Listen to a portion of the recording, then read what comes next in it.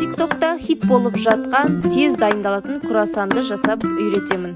Ол үшін бізге банан қажет болады. Бананның сыртын ашып аласыздар.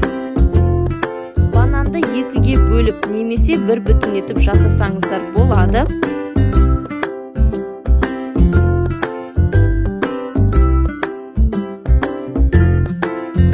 Мен өзім екіге бөліп жасайтын боламын және ортасын алып тастайсыздар. Себебі ол жерге қазір біз шоколадтарымызды жайғастырып шығатын боламыз. Мен Қазақстан шоколадын пайдаландым. Кез келген шоколадты пайдалансаңыздар болады. Және слоеный тестаны аламыз да ұзын етіп жайып аламыз. Ұзыннан жіңішке етіп кесіп шығасыздар. Бананды алып, енді орап аламыз осы слоеный тесто қамырмен. Табаққа жайғастырып шығамыз круассандарымызды және бетінен жұмыртқаның сарысын жағамыз.